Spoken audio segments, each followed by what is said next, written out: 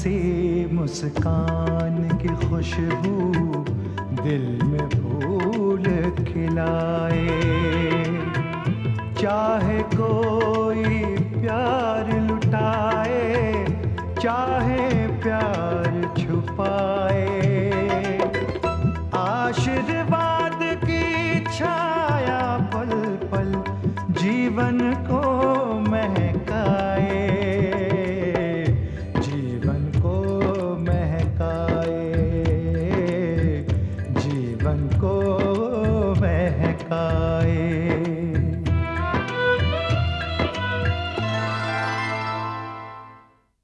हम दोनों तलाक ले रहे हैं। सुमित्रा देवी ने बहुत बड़ा खेल खेला है आपके साथ। इन कागजात पर जो दस्तखत हैं वो असली नहीं है। अरे सिंह साहब, जला डालो ये कागज, वरना ये कागज आपकी मौत का परवाना बन जाएगा। तुमने मेरे बेटे पर हाथ उठाने की हिम्मत कैसे की? दोबारा हाथ उठाकर दिखाऊं कि हिम्मत कैसे की।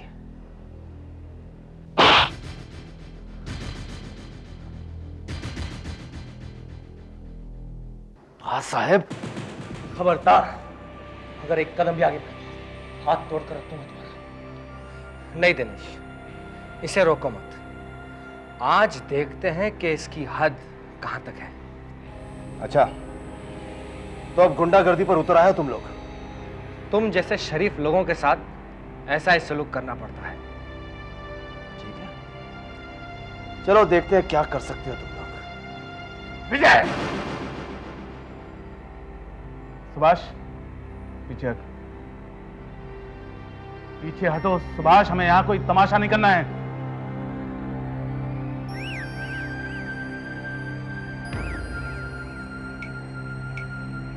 एक बात याद रखो विजय, राधेश्याम का बाप अभी जिंदा है और अपने बच्चों के लिए मैं किसी भी हद तक जा सकता हूं। तुम्हारी खैरियत इसी में है कि दोबारा राधेश्याम के रास्ते में मत आना।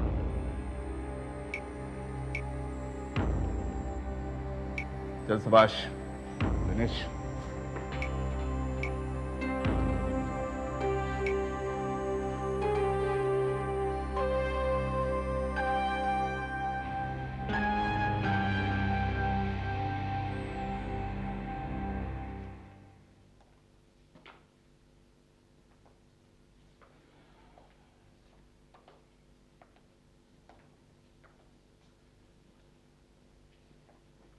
बाबूजी। जीते रहो। कैसा है तू?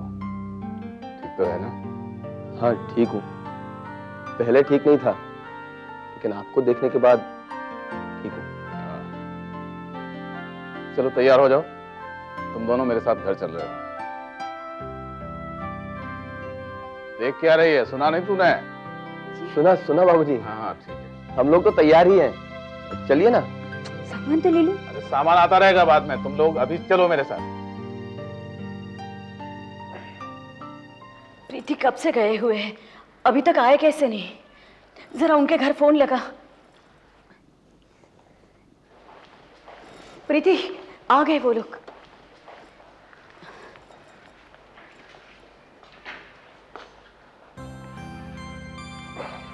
राधे, कैसा है तू? फिक्र के मारे मेरी तो जान निकली जा रही थी। परेशान मत हो माँ, अब हम लोग आ गए हैं घर पे, मैं बिल्कुल ठीक हो गया। अरे माँ के पाँव छू। ठीक है ठीक है। आओ विशाखा, मैं तुम्हें तुम्हारा कमरा दिखाती हूँ।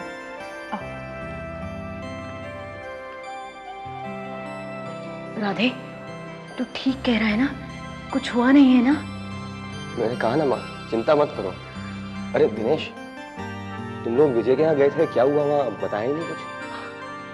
बाबूजी ने उसे ऐसी डांट पिलाई कि तुम्हारी तरफ आंख उठाकर देखने की हिम्मत भी नहीं करेगा। अच्छा, थैंक यू बाबूजी। हाँ।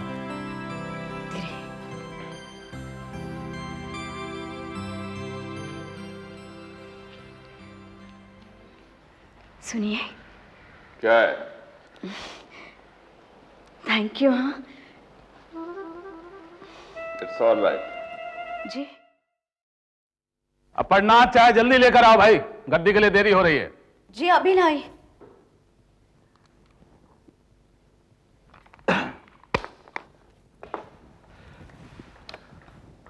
सुनिए, मित्तल भाई साहब आ रहे हैं। हाँ? आओ भाई मित्तल, कैसे हो? बस ठीक हूँ, तुम सुनाओ। ठीक हूँ मैं। भाभी कैसी है?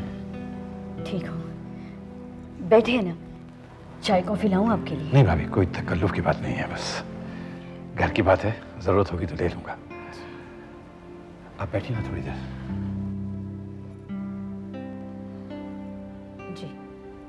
तुम भी बैठो ना मित्तल।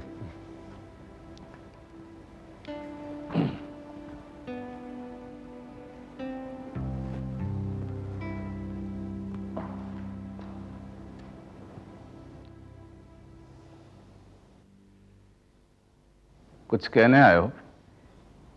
दीवार पर लिखे हुए अल्फाज जो मुझे नजर आ रहे हैं, मैं चाहता हूं उन्हें तुम भी पढ़ लो। कैसे अल्फाज?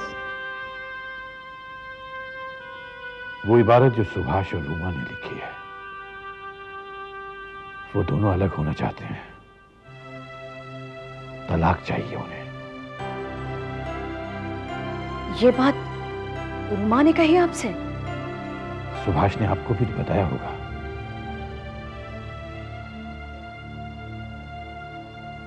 वो अकेला यहां रह रहा है, इसकी वजह आपने भी तो पूछी होगी उससे। क्योंकि रूमा इस घर में नहीं रहना चाहती,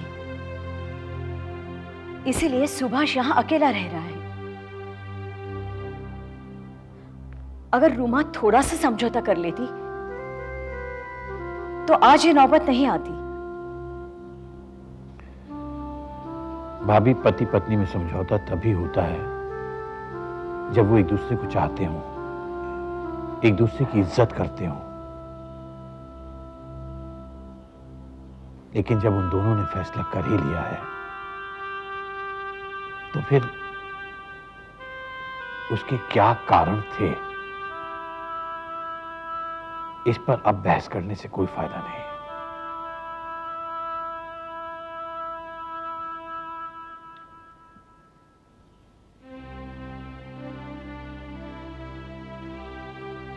मित्तल, हम बहस नहीं कर रहे। दुख होता है यह सोचकर कि पहली बार दोनों ने मिलकर फैसला किया, और वो भी तलाक का फैसला। जिस तरह जंग किसी मसले का हल नहीं होती, उसी तरह शादीशुदा जिंदगी की समस्याएं तलाक से हल नहीं होती। खैर, अब बच्चों को क्या दोष दें, गलती पता नहीं किससे हुई है, उनसे या हमसे।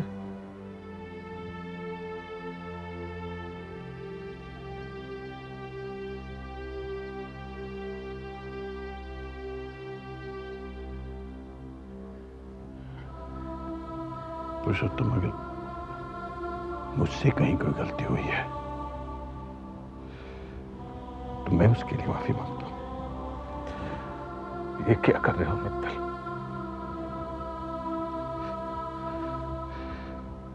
सोचा था कि दोस्ती को रिश्तेदारी में बदल देंगे, और अब ये आलम है कि ये दोस्ती भी टिकेगी या नहीं, यकीन नहीं होता। हमारी दोस्ती रिश्तेदारी से बहुत ऊंची है मित्तल, ये नहीं टूट सकती।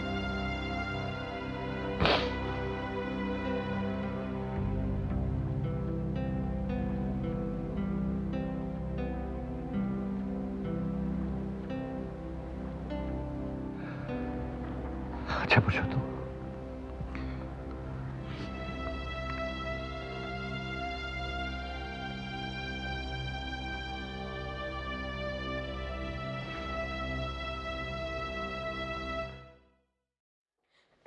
प्रीति, प्रीति, क्या हुआ?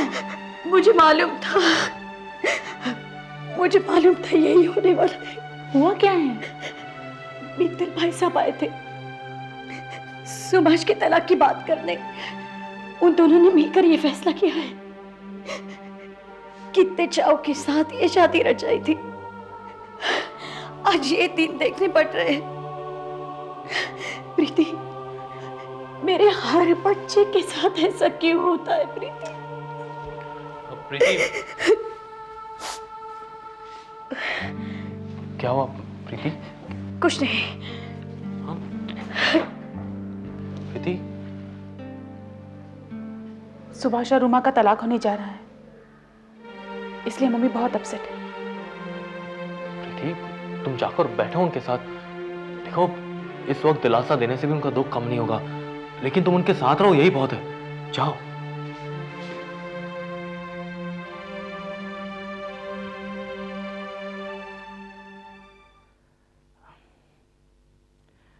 हाय रोमा।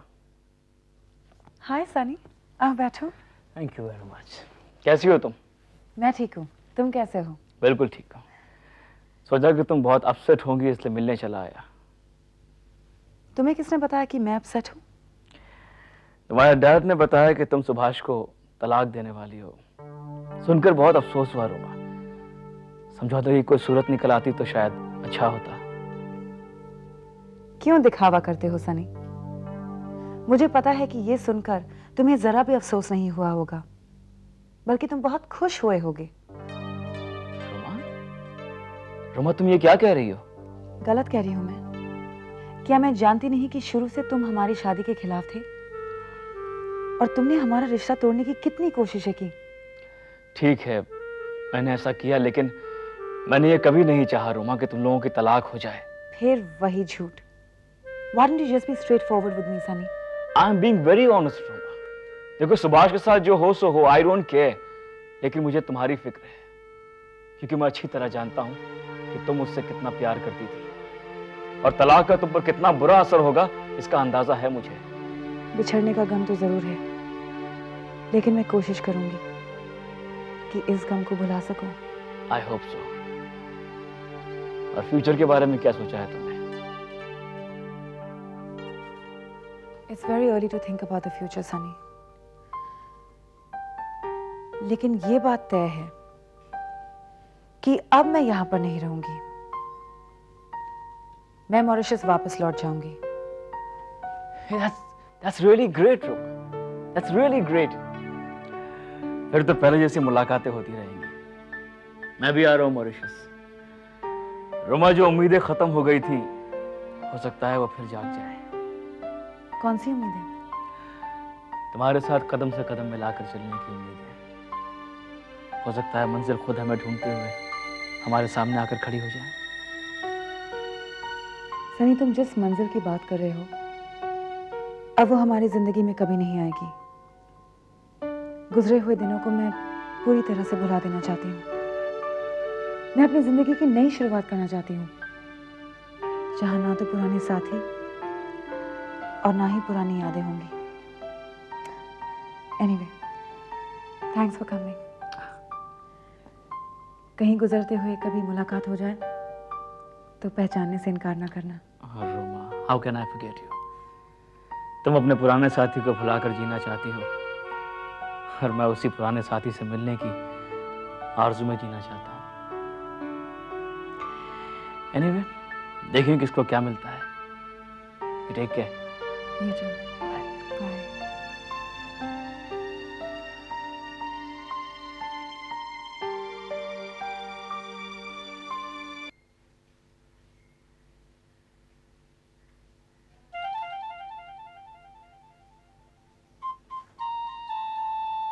विशाखा जी, तुम्हें ताजुब हो रहा होगा कि मैं इतनी जल्दी घर कैसे लौट आया। कैसे लौटा है? घर के बाहर दिल ही नहीं लगता। हर वक्त नजरों के सामने तुम रहती हो। न जाने क्या जादू कर दिया तुमने। दिन ब दिन ये प्यार बढ़ता ही जा रहा है। क्या हुआ? आज मेरी बुलबुल कुछ उदास लग रही है। तुम्हारी बुलबुल चहकना भूल गई है। लेकिन क्यों भूल गई है? क्योंकि तुम्हारी बुलबुल इस कमरे में कैद होकर रह गई है। किसने कहा है तुम्हें यहाँ कैद रहने को? इस घर में तुम्हें कोई परेशानी है? कमरे से बाहर आओ, लोगों से मिलो जुलो, बातचीत करो। कोई सीधे मुंह बात नहीं करता मुझसे। माँ से कुछ पूछती हूँ तो हाँ या ना में जवाब देती हैं। उनके सामने प्रीति भी चुप रहती है। शुरू शुरू में ऐसा ही होता है। तुमने कैसे मान लिया कि माँ तुम्हें इतनी आसानी से स्वीकार कर लेगी? तुम्हें उनका दिल जीतना होगा, जैसे तुमने मेरा दिल जीता था। तुम्हारी बात और थी, तुम तो खुद दिल हारने के लिए बेचैन थे। यही सही, लेकिन तुम भी तो कितना चाहती थी मुझे। चाहती थी क्या मतलब? अब भी चाहती हूँ। तो फिर इस चाहत की खातिर तुम्हें थोड़ा बर्दाश्त करना पड़ेगा। धीरे धीरे सब कुछ ठीक हो जाएगा। बर्दाश्त करोगी या नहीं? तुम्हारे लिए सब कुछ करूंगी। सिर्फ मेरे लिए नहीं, अपने आप के लिए भी। तुम मेरा साथ दोगे ना?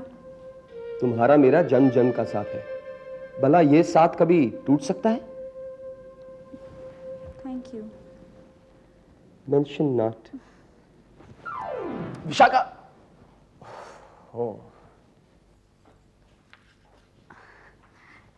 क्या पका रही हैं? मैं भी मदद करूं? हाँ, क्यों नहीं। तुम दाल बना दो, मैं सब्जी बना दूंगी। हाँ। मम्मी तुम जाओ, आज खाना हम दोनों बना देंगी। देखो, जो आज तक इस घर में चलता आ रहा है वो ही होगा। जब खाना बन जाएगा हम तुम्हें बुला लेंगे। लेकिन मैं अच्छा खाना बनाती हूँ, एक दिन मेरे हाथ का पका खाकर देखिए ना। जिस दिन हम तुम्हें बताएंगे उस दिन पका देना, समझे? विशाखा। मम्मी तुमने ऐसा क्यों किया? क्योंकि वो लड़की मुझे बिल्कुल पसंद नहीं है। वो जितना मुझसे दूर रहे उतना अच्छा होगा। ऐसा कैसे चलेगा? विशाखा अभी इसी घर में रहेगी। बड़े भैया ने उससे शादी की है। अगर आप विशाखा से मिलजुल कर नहीं रहेंगी तो बड़े भैया को बहुत बुरा लगेगा। उसे कुछ दुख नहीं होगा। अकल नाम की चीज है उसमें। अगर अकल होती तो वो ऐसे लड़के से कभी शादी नहीं करता।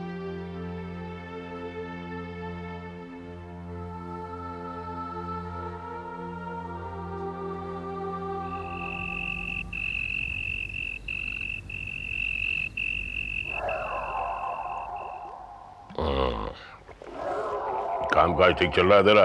दौड़ रहा है पिताजी। जिन जिन पार्टी को चाचा जी माल सप्लाई करते हैं उन सभी से नाता जोड़ रहा हूं मैं। वो किस लिए? जो माल वो 1 रुपए में सप्लाई करते हैं मैं वही माल 70 पैसे में सप्लाई करूंगा। वाह बच्चे वाह, अपने बाप से 10 कदम आगे चल रहा है तू। हाँ? लेकिन ये माल खरीदने के लिए रुपया कहां से लाएगा? उसका बंदोबस्त भी हो गया है। ये जो शहर है ना, बहुत अजीब और गरीब शहर है। अगर यहाँ पैसे कमाने के 50 तरीके हैं तो उन्हें छीनने के 50,000 तरीके। तो ये कौन सा तरीका मिल गया? मार्केट में कुछ ऐसे लोग भी हैं जिन्हें 1 लाख का चेक दो तो उसमें 10,000 काट के 90,000 कैश दे देते हैं। और चौधरी चाचा के ऑफिस से मैंने कुछ ऐसे ही चेक चुरा कर बेच दिए। अब तक 2 लाख रुपए इकट्ठे हो गए, लेकिन टारगेट 10 लाख का है। और जिस दिन ये पैसे जमा हो गए उस दिन अपना बिजनेस शुरू। हाँ मेरे बच्चे वाह, अपने बाप का नाम जरूर रोशन करेगा तू।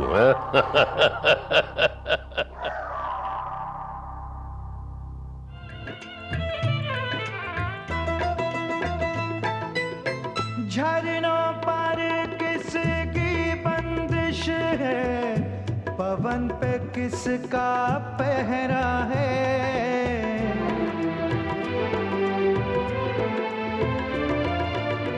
लहरों को किसने बांधा है, किरण पे किसका पहरा है।